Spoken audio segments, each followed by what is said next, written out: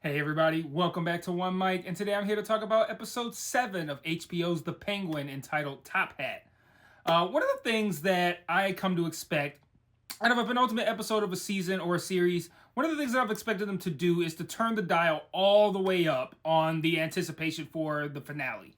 Like, I want to end the penultimate episode wishing that I could travel forward in time to the finale because I'm that excited to see it. And I don't feel that way after this episode.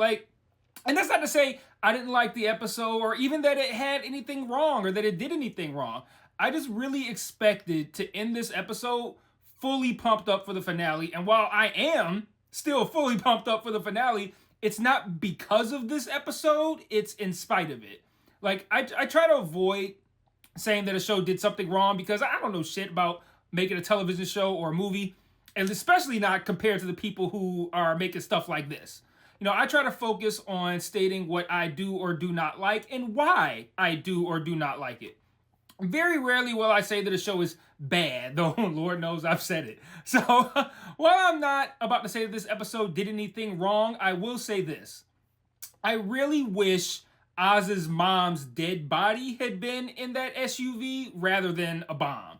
And I can't say that this was, bad, poor, or a wrong decision to do it how they did it. I might watch the finale and completely change my stance on this subject, but I feel like the episode kind of set up for his mom to be in there. I think that's a better end to the episode that definitely does the job of pumping me up for the finale. And as of right now, that just kind of feels like it was the better decision. But you all know me by now. I'm not going to make a claim or statement without attempting to back it up, so hear me out right now. Not too long before the climax of the episode, Sophia meets with Julian after we see him talking to Oz's mom, Frances. And she says that she wants to be free and that she wants Oz to feel real pain and to suffer. Now let me ask you, viewer, which course of action best helps Sophia achieve that goal of Oz feeling real pain and suffering? Is it to kill his mother? Or is it to plant a bomb in the car that could have killed Oz instantly? So you see what I'm saying? Now we've moved from the realm of this is my opinion and what I like to kind of a more fact-based place of you had the character say one thing and then you had their actions kind of contradict that. Hey everybody, I just want to take a small break from this review to talk about the various other ways you can engage with me on other platforms. If you're so inclined, and I understand why you wouldn't, I am an acquired taste, but you can join the Patreon where you can get extra content like retro reviews where I review old shows and movies to see if they still hold up today, Mike's Musings where I talk about shows I'm watching that I don't cover on the channel, or Mike's VOD where you can commission me to watch a show which I will then review on the channel. And if you want to engage with me and chat with me more directly, I also implore you to join the Discord and follow the Facebook page. I set up channels in the Discord for all of us to discuss the shows I'm reviewing on the channel, and I also drop new videos in there since it's the easiest platform for me to share to from my phone. The Facebook can be really fun because I sort of live comment on shows I'm watching, often while under the influence, I'm not going to lie. And I'll also share news there, both about television and film and about myself as well. So if you like my content, you want to be more engaged, you think I'm charming, or you simply want to show support, feel free to sign up for the Patreon or join the Discord or Facebook today. Links to all platforms are in every video description. Remember to share all my shit to your respective social media platforms. And now back to this review. Additionally, and I even said this in an earlier video, the show has put a great deal of effort into showing us the impact that Frances has had on Oswald.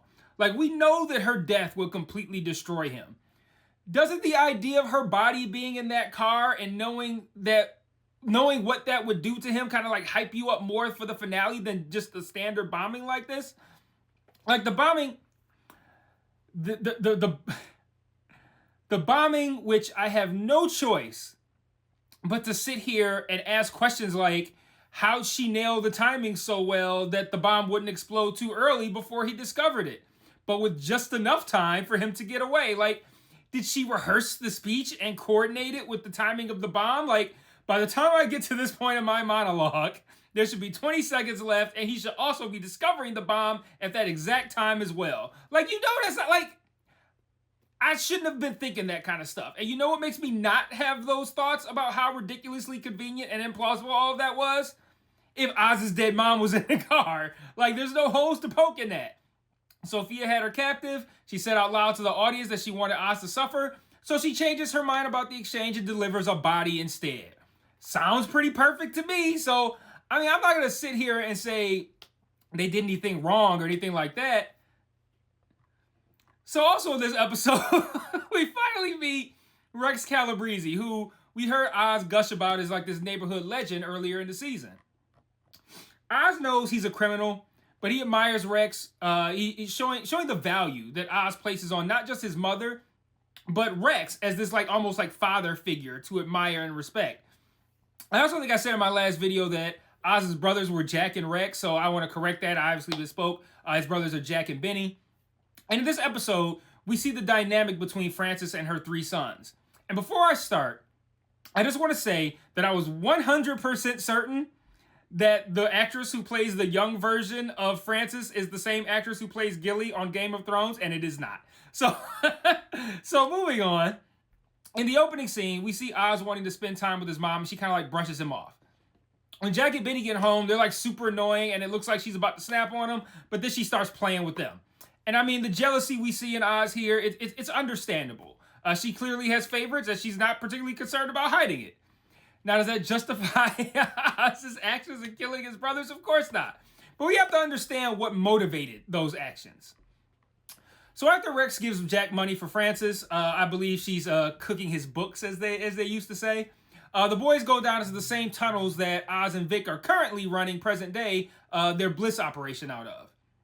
Jack and Benny go to hide on like an even lower level of the tunnels, the one that you gotta like climb down a ladder to reach, knowing that Oz would have difficulty climbing down that ladder because of his leg situation. Sure enough, Oz tells him to fuck off, but then he closes the door to that area and like locks it, trapping them down there. He then goes home and takes advantage of the solo time he gets to spend with his beloved mother, seemingly not at all concerned about what he's done to his brothers, who eventually end up drowning down there due to the torrential downpour. They even kind of like heavy-handedly foreshadow this by showing like a vase outside on the ledge of their apartment that's filling up with water, as if to say like, imagine the brothers in here. I like how learning what happened to his brothers, though, it brings more context to the kind of person that Oz is today. You know, Oz said his brothers died down there because he was too weak. Not down there, he just said they died. His brothers died because he was too weak. And we see now, it's not because he was too weak to save them in a literal sense, or like too physically weak, or too weak to stop them from doing something that got them killed. It's because he was too emotionally weak, like too weak to get past his jealousy, and too weak to not even be that needy in the first place. And he still has that weakness today, and that could end up being his downfall. Like, look how Frances berates him. Yet he still yearns for just like the tiniest bit of positive feedback and reassurance from her, and he'll kill people to get it. In present day, Oz returns to the hideout in Crown Point to find Vic knocked out and Frances gone. He sends Vic out to get reinforcements just as Maroni arrives. And I don't think we see Vic again for like the rest of the episode, which I thought was kind of weird. But Frances talks shit to Sophia about how Oz is going to roast them like he did Sal's family. Sophia enlists Julian to do some like therapy sessions with Frances, and Sal gets Oz to take him to the underground base. And that's where I want to wrap up this video, is with the events that take place at the underground base aside from the bombing. So Oswald Cobblepot is an all-time great shit talker, man. Like, there was the moment earlier in the season when he told Sal something like, speaking of cooked, why don't you call your wife?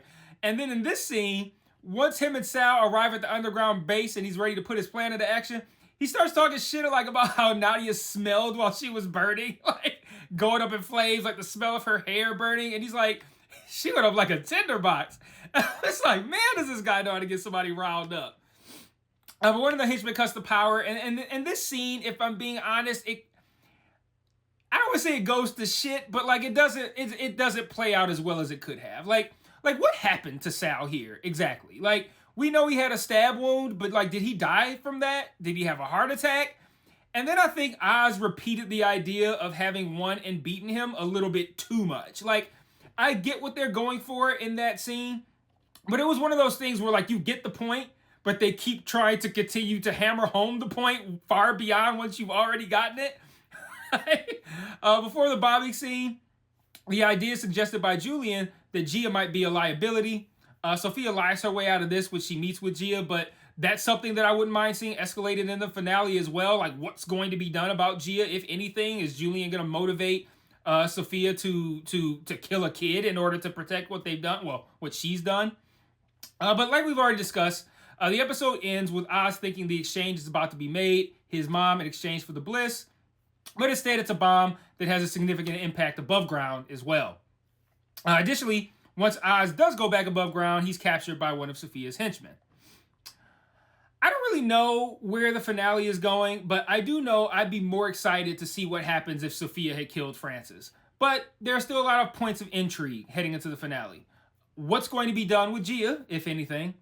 What is Julian going to learn or achieve through his therapy with Francis? Like, are we going to find out what that red light is about that he uses when he's doing his therapy sessions?